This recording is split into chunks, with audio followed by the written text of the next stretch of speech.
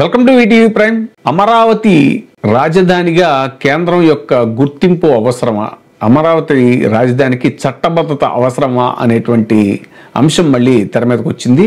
ఎందుకంటే తాజాగా టీడీపీ అనుకూల మీడియా ఏదైతే ఉందో ఆ మీడియాలో చెప్తున్న వెర్షన్ ఏంటంటే, ఖచ్చితంగా కేంద్ర ప్రభుత్వం చట్టబద్ధత కల్పించి తీరుతుంది, అమరావతికి గెజిట్ నోటిఫికేషన్ ఇచ్చి తీరుతుంది. కానీ ఈ అమరావతి రాజధానికి చట్టబద్ధత కల్పించే అంశం విషయంలో బీజేపీ క్రెడిట్ కోరుకుంటోంది. అంటే ఇక్కడ ఆంధ్రప్రదేశ్ రాష్ట్రంలో తనకు ఆ క్రెడిట్ దక్కాలని కోరుకుంటోంది. దీంతో ఈ విషయం గురించి తెలుగుదేశం అలాగే జనసేన పార్టీలని తో డిస్కస్ చేయడం కూడా జరిగింది.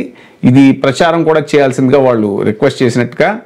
సో ఖచ్చితంగా చట్టబద్ధత అయితే వస్తుంది, ఆమోదిస్తుంది కేంద్రం. కానీ దీని విషయంలోనే తర్జన భర్జనలు జరుగుతున్నాయి. క్రెడిట్ విషయంలో బీజేపీ ఈ విషయంలో క్రెడిట్ తీసుకోవాలనుకుంటుంది. ఎందుకంటే ఇక్కడ కూటమిలో భాగంగా పొత్తు ధర్మంలో వాళ్ళకు కూడా కొంత క్రెడిట్ రావాలి అనేటువంటి బీజేపీ ఆశిస్తోంది అనేటువంటిది టీడీపీ అనుకూల మీడియా చెప్తున్నటువంటి విషయం. అయితే విపక్ష మీడియా ఏముంటుందంటే, లేదు వీళ్ళు బిల్లు పంపిస్తే దాంట్లో న్యాయపరమైనటువంటి చిక్కులు ఉన్నాయి, అవన్నీ క్లియర్ చేసుకున్న తర్వాతే చట్టబద్ధత ఇస్తాము అని కేంద్రం చెప్పినట్టుగాను. అంటే ఇది ఒక రకంగా కేంద్రం తాత్సారం చేస్తూ ఎప్పట్లో ఇచ్చే ప్రతిపాదన ఇది కేంద్రానికి లేదు అన్నట్టుగా ఆ విపక్షం వర్షన్ ఉంది. అసలు రాజధానికి చట్టబద్ధత అవసరమా అనేటువంటిది మనం ఈ వీడియోలో చర్చిద్దాము.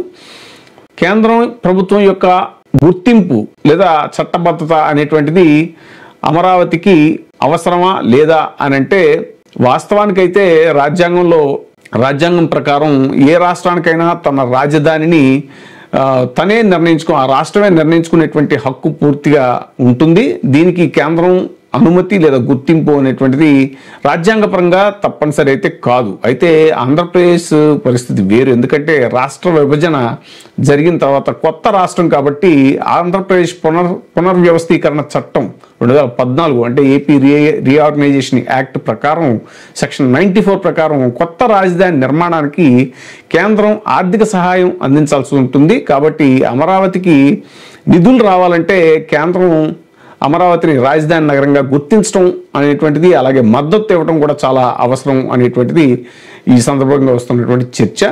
ఇక కేంద్రం గుర్తించడం వల్ల ఇది చట్టబద్ధత, రాజధానిగా అమరావతిని గుర్తించడం వల్ల కలిగే ప్రయోజనాలు ఏంటి అని అంటే, కేంద్ర ప్రభుత్వం గెజిట్ నోటిఫికేషన్ ఇవ్వడం లేదా బడ్జెట్లో చేర్చడం వల్ల ఉండే ప్రయోజనాలు ఏంటంటే, రాజధాని నిర్మాణానికి అవసరమైనటువంటి వేల కోట్ల రూపాయలని కేంద్రం గ్రాంట్ల రూపంలో లేదా ప్రత్యేక ప్యాకేజీల రూపంలో ఇస్తుంది. అంతర్జాతీయ రుణాలు, ఇక వరల్డ్ బ్యాంక్ నుంచి కానీ లేదంటే ఏషియన్ డెవలప్మెంట్ బ్యాంక్ నుంచి రుణాలు రావాలంటే కేంద్ర ప్రభుత్వం గ్యారంటీ ఇవ్వాల్సి ఉంటుంది.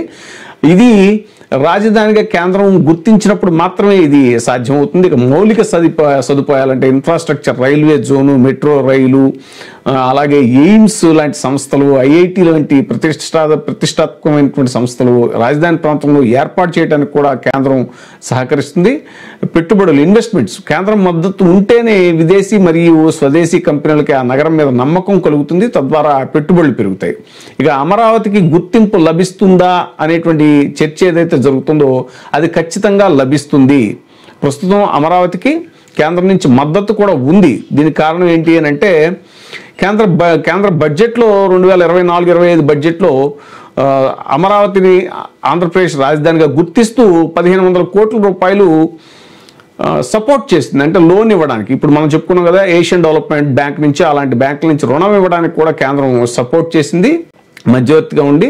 అలాగే అమరావతిని ఏకైక రాజధానిగా ప్రకటించింది కూడా. గతంలో ఉన్న 3 రాజధానుల గందరగోళం అనేటువంటి దాని నుంచి కూడా క్లియర్ చేస్తూ అమరావతి రాజధానిగా గుర్తిస్తున్నట్టుగా కూడా కేంద్ర ప్రభుత్వం చెప్పింది. అయితే మరి ఖచ్చితంగా వస్తుంది చట్టబద్ధత అన్నప్పుడు మరి ఎందుకు తాత్సారం జరుగుతోంది అని అంటే, సేమ్ మనం చెప్పుకోవాలంటే ఈ అంశం ఇప్పటిది కాదు. 2014 నుంచి ఎప్పుడైతే రాజధాని అనౌన్స్ చేశారో అప్పటి నుంచి కూడా నరేంద్ర మోడీ గారు వచ్చారు, అక్కడ పార్లమెంట్ నుంచి మట్టి తీసుకొచ్చారు, అలాగే పవిత్ర జలాలు తీసుకొచ్చారు. ఇవన్నీ ఆయన చాలా అట్టహాసంగా రాజధాని ఆయన చేతుల మీదుగానే ప్రారంభం అయినప్పటికీ కూడా ఎక్కడైతే ఇప్పుడు ఇప్పటికిప్పుడు అన్నీ ఇవ్వడం అనేటువంటి సాధ్యం కాదు. ఎందుకు అనంటే ప్రత్యేక హోదా విషయంలో కూడా ఇదే వైఖరి అవలంబించింది బీజేపీ. వాస్తవానికి ప్రత్యేక హోదా ఇవ్వాలి అనేటువంటి విభజన చట్టంలో ఉన్నా కూడా బీజేపీ ఇవ్వకపోవడానికి ప్రత్యేక ప్యాకేజీతో సరిపెట్టిన కారణం ఏంటంటే, ప్రత్యేక హోదా ఆంధ్రప్రదేశ్కి ఇస్తే ఇప్పుడు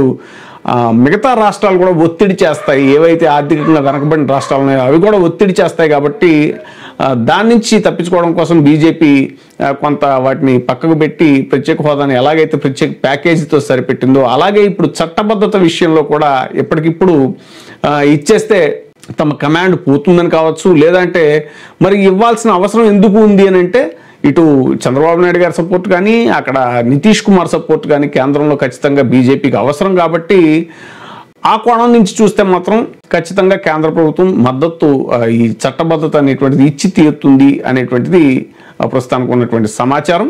నా నిర్రు మనా మట్టి